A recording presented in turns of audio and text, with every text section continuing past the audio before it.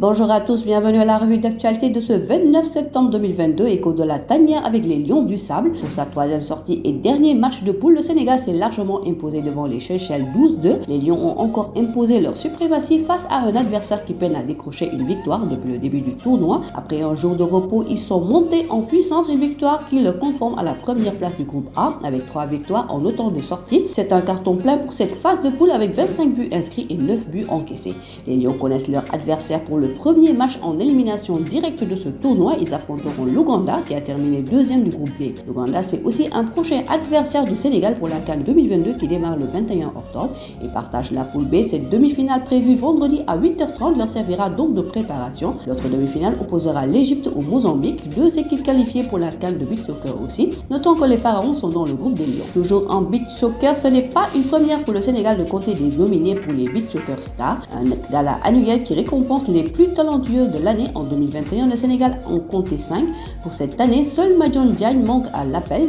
Les 4 autres sont dans la continuité Alseyni Ndiaye, Jean-Nino Diatta, Raoul Mendy et Mamadou Silla. Ils font partie des 100 nominés par Beach Soccer Worldwide, l'instance internationale. Notons que l'ancien sélectionneur des Lions qui dirige actuellement la sélection marocaine, Omar Ngalla Silla, est nommé dans la catégorie meilleur entraîneur. La cérémonie de remise des distinctions aura lieu le 6 novembre prochain à Dubaï. Ligue sénégalaise professionnelle initialement prévue le 1er octobre, les championnats de Ligue 1 et Ligue 2 sénégalais débuteront le 15 octobre prochain. Les pensionnaires de ces deux divisions se préparent d'ores et déjà pour ce rendez-vous, mais le Guédiawaye Football Club risque d'éprouver quelques soucis dans sa préparation, non pas à cause des difficultés sur le plan sportif, mais sur le plan infrastructure. Le maire de la ville de la banlieue, Ahmed Aïdara, dans une lettre adressée à l'adjoint président de GFC, annonçait suspendre pour un temps la convention qui lie les deux entités. Pour rappel, la ville de Guédiawaye, sous le magistère d'Alioune Sall, avait mis à la disposition du club le stade Ibrahima Boye pour une durée de 4 ans. La formation s'engageait à veiller à l'entretien des infrastructures en prenant en charge l'eau et l'électricité. Ce partenariat arrivant à terme, les deux parties devaient se retrouver autour d'une table pour redéfinir les contours du renouvellement. Une rencontre qui n'a finalement pas eu lieu. Guédiawaye FC est invité à quitter les lieux au plus tard le 1er octobre à 18h. Sur les raisons qui ont entraîné cette décision unilatérale, Ahmed Aïdara se justifie, déclaration que vous pouvez lire dans le quotidien de e-sport de ce jour. En handball maintenant, du 9 au 19 novembre, le Sénégal va accueillir la 25e édition de la Coupe d'Afrique des Nations au Dakar Arena. Les équipes vont se disputer le titre et les 4 places pour la Coupe du Monde. L'Angola va-t-il encore garder le titre ou sera-t-il invincé? Le tirage au sort a été effectué hier au siège du Comité national olympique et sportif sénégalais présidé par le ministre des Sports sénégalais Yankhoba Diattara et le président de la Confédération africaine d'handball Dr Ramiro Mansourou et les légendes de la discipline au Sénégal. Pays hôte, le Sénégal a choisi de loger dans le groupe C et va se battre avec le Madagascar, la Côte d'Ivoire et le Cameroun. En match d'ouverture, les Lions joueront le Madagascar. C'est l'affiche du premier match de la CAN 2021 et les Lions s'étaient largement imposés devant les Malgaches 42-16. Triple tenant du titre du championnat d'Afrique des Nations féminines de handball, l'Angola défendra sa couronne dans le groupe A devant la RD Congo, le Cap-Vert et l'Algérie. Troisième en 2021, la Tunisie figure de favorite dans le groupe C face à la Guinée, le Maroc, l'Égypte et le Congo-Brazzaville. On termine par du MMA. 17 mois après son dernier combat en MMA, Reug effectuera son retour dans la cage le 29 septembre à l'occasion du ONE 161 qui se tiendra à Singapour. Le Sénégalais affrontera le Russe Badras, invaincu depuis ses débuts, battu par le TKO pour la première fois de sa jeune carrière en MMA lors du ONE TTN4 par le Bélarus Grishenko. Reug va tenter de renouer avec la victoire pour son retour.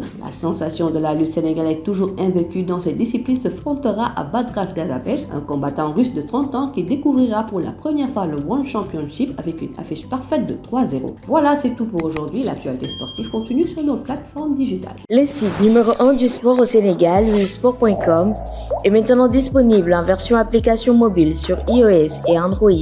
Retrouvez l'actualité du Sénégal pour tous les sports en direct sur votre téléphone: football, lambe, basket, sport de combat, athlétisme et bien d'autres disciplines. Toutes les statistiques des championnats sénégalais, les matchs, les résultats, les classements à suivre en direct sur votre application Sport.